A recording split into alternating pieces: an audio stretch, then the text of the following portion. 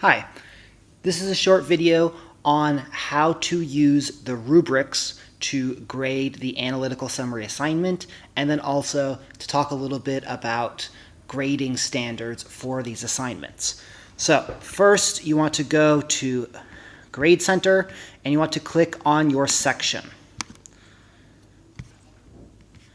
Then you need to find the assignment, so scroll until you get to analytical summaries. And of course, anything like this, they have submitted.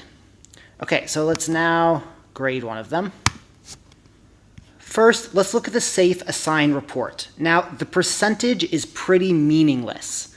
Generally, if it's under about 15%, it probably means it only found references or quotes.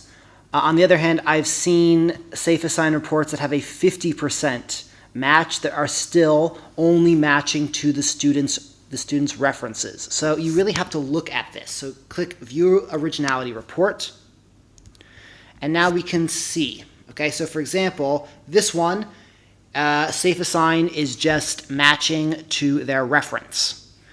On the other hand, though, if we look here, we can click and compare, and we can see the student hasn't plagiarized, but the student hasn't done a very good job of paraphrasing. Rather, the student changed the sentence structure, but didn't change any of the words. And again, kind of the same thing here, and the same thing here, same thing here. So this isn't evidence of plagiarism, it's evidence of bad summarizing and paraphrasing skills. So now that you've looked at the SafeAssign, we can start grading. And let's use the rubric. To find the rubric, you got to click on the little arrow key here, and then you got to click on the rubric, and then it loads. So first, let's look at style and format. Okay, so name, class, assignment, date. Everything looks good. It looks like it should, like a normal essay. Okay, one thing about titles. Some instructors told their students that they don't need titles, and some instructors told their students that they do. In the style guide, it says you need a title, but I don't think we should grade this. So if they have a title, fine. If they don't have a title, fine. In any event, really just look at, does this look like a properly formatted paper? I say yes, so he gets a full 5 points for this. Okay, now his summary paragraphs, as summaries, they're not bad. They give the key information and important details, but as we saw in the SafeAssign report, he didn't do the best job paraphrasing everything. So I'm going to say they're adequate, and I'm going to give him 35 points out of 50. So again, he's lost 15 points here, which is a lot. Okay, next, let's look at the analysis paragraph. Now, there is some basic analysis here about who first invented the car, and the student has given a little bit of opinion on that. But for me, this isn't such a great analysis. I mean, he's basically summarized what he already said and just offers a tiny bit of analysis. So again, I'm going to say it's an adequate, and again, I would probably give maybe, I don't know, 14, 15 out of 25. Again, that's 10 or 11 points. That's losing a lot. And finally, let's look at citations and references. So he's got in-text citations, and down at the bottom a bibliography. Is this bibliography perfect? No, but clearly the student understands the concept of citations and references and is trying to do it correctly, so I would just give him full points for this.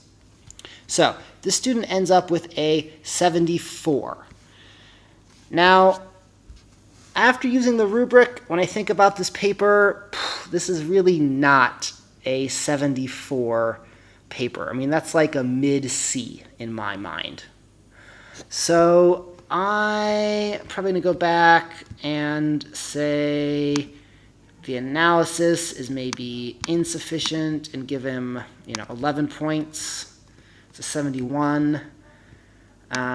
Maybe knock off another point for the summary, ends up with a 70. Yeah, okay. This is a C minus paper. It's, it's not good, but the student has clearly shown that they understand the assignment and has tried to summarize and analyze, and the main problem really is with the student's topic. So 70, I think it's an okay score. So now down here, I can write some feedback, and then critically, you need to click Save Rubric, and then you need to click Submit. And now the student will have a score. Make sure you go into your sections to grade, so you're grading your own students and not someone else's. When you find the correct column, sort, and then click the very first one, their attempt. Now you can see it says viewing 3 of 9. So now I'm just grading my students, not all of the students in the Grade Center. And the reason that there are 9 items, although fewer students, is that all of the students have multiple attempts. So that's the other really important thing. Make sure you only grade the last attempt.